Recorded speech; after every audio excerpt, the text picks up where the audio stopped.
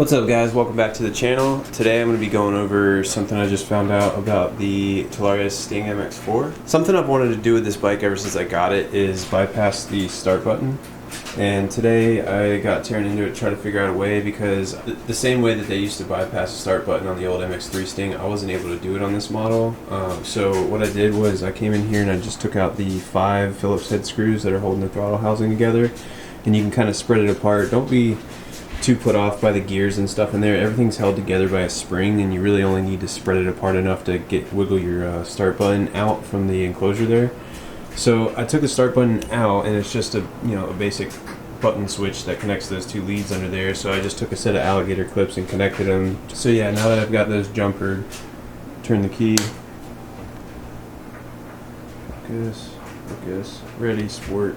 I don't know why this won't focus, but it says ready. So now that I know that that works, you could, if you wanted to, you can just, there's not a lot of wires to work with in there, or a lot of slack to give yourself, so you could just cut the switch and just twist those 2 leads together and have it be like that.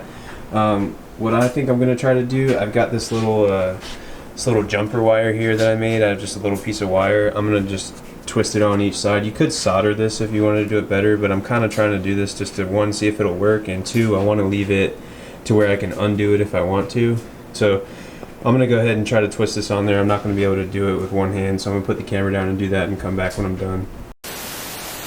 Oh, and another thing guys, if you go to try this and then you jumper it like I did and you go to start it and you get error code 37, it's just because the throttle housing isn't all the way put back together yet, and the bike knows it, so don't freak out, because I got a little scared about that. Alright guys, I just got my little jumper wire put on under there. Like I said, I just twisted one side of it to the yellow side, twisted one side to the green side. Just a little jumper wire to see if this is going to work. Not the best way you could probably do this, like I said. If you wanted to, you could just snip those wires and just twist them together, and that would, you'd be done there. You don't even have to put this back in. But I want to put it back in, and I want to have this be able to be undone if, later down the road selling the bike or whatever. Just want to be able to undo it. But I may, if it works, I might just add some like hot glue or maybe some super glue in there just to keep those wires kind of from bouncing around. But at the end of the day, it doesn't matter, because even if it undoes in there and it doesn't work anymore, the only thing that's going to happen to the bike is you're going to have to hit the start button again. Not a big deal. But let's see if it works.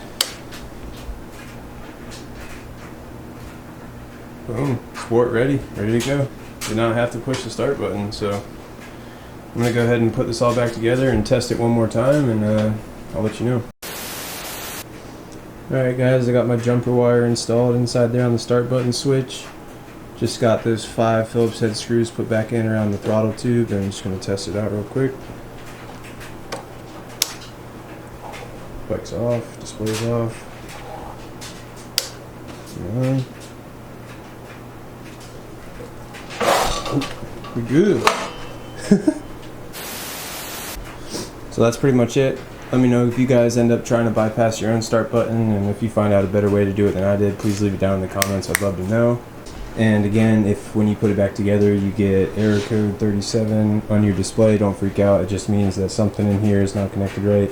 It's pretty easy to get back together. You just kind of have to twist this a bit, and then when you put everything back together after you do your wire or your leads or whatever, however you jump your start button, just make sure it clears and nothing's getting bound or pinched in there when you go to put those 5 Phillips head screws in back around the housing, and you should be good to go.